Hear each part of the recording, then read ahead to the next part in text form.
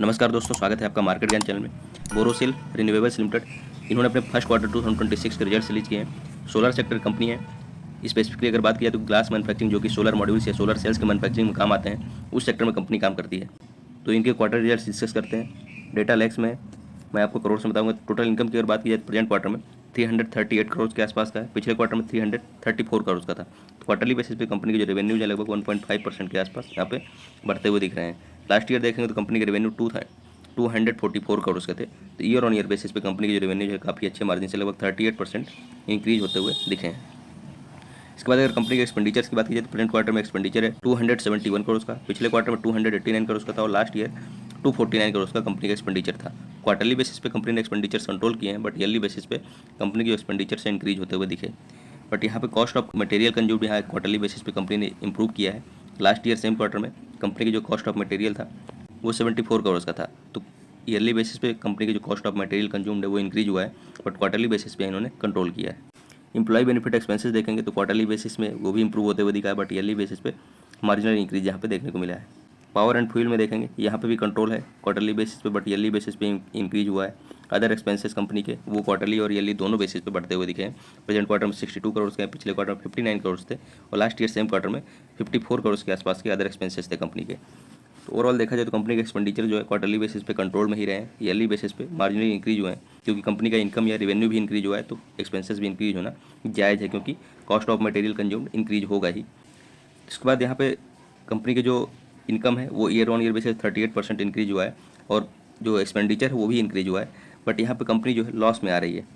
Year on year basis पे काफ़ी ज़्यादा यहाँ पे लॉसेस देखने को मिल रहे हैं। पिछले साल केवल 3.5 करोड़ का कंपनी का लॉस था, बट अभी देखेंगे तो 272 करोड़ के आसपास का कंपनी का लॉस हो गया है। तो रीजन यहाँ पे आपको देखना पड़ेगा कि एक्सेप्शनल आइटम में इनका जो एक्सपेंडिचर रहा है लगभग 325 करोड़ के आसपास का, वही मेनली कंट्रीब्यूट कर रहा है यहाँ पे कंपनी के ओवरऑल लॉसेस में। तो एक्सेप्शनल आइटम जो है इनका एक सब्सिडरी कंपनी थी, जर्मनी में ऑपरेट कर रही थी, जिसका नाम GmbH था। इंसॉल्वेंसी के लिए इन्होंने फाइल किया, मतलब वो कंपनी पूरी तरह से फाइनेंशियली स्टेब्लिश नहीं है। उसको हर टाइम फंडिंग करना पड़ता था बोरोसिल रिन्यूएबल्स को, उसको सर्वाइव कराने के लिए।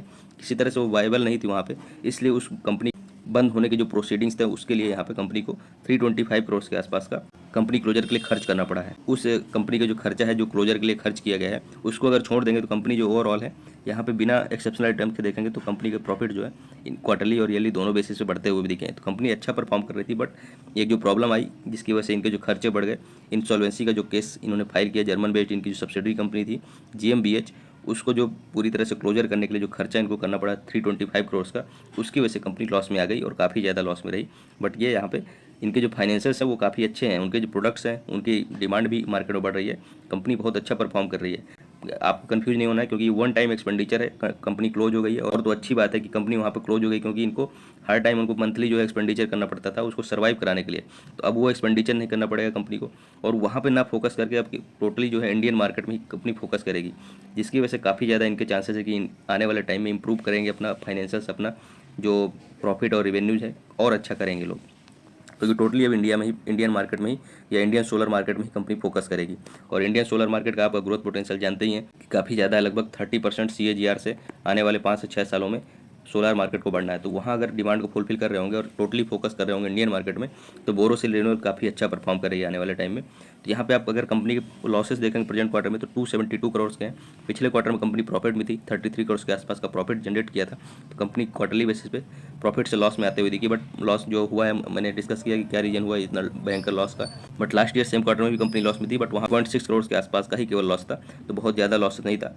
बट कंपनी जो है अच्छा परफॉर्म कर रही है, ये ओवरऑल आपको समझना होगा। तो कंफ्यूज नहीं होना है कंपनी के रिजल्ट से, बहुत ज़्यादा लॉसेज आपको दिखाए जाएंगे, बट इसके डिटेल्स जो आपको समझना इंपॉर्टेंट हो जाता है वो बहुत ज़रूरी है कि जो इनकी सब्सिडरी कंपनी थी जर्मनी में ऑपरेट कर रही थी, उसको जो है बंद कराने के लिए जो खर्च किया है इन्होंने 325 करोड़ के आसपास का, वो वन टाइम एक्सपेंडिचर है, उसी की वजह से कंपनी लॉस में आई। और बाकी इसके कोई फाइनेंशियल में उसके जो बिजनेस है उसमें कोई दिक्कत नहीं है, जिसकी वजह से कंपनी लॉस में आई है। तो बहुत अच्छी कंपनी है, अच्छे से बिजनेस अपना चला रही है और लगातार इनके जो प्रॉफिट्स और रेवेन्यूज भी इंक्रीज हो रहे हैं। तो इससे कंफ्यूज नहीं होना है। धन्यवाद, मिलते हैं अगले वीडियो में।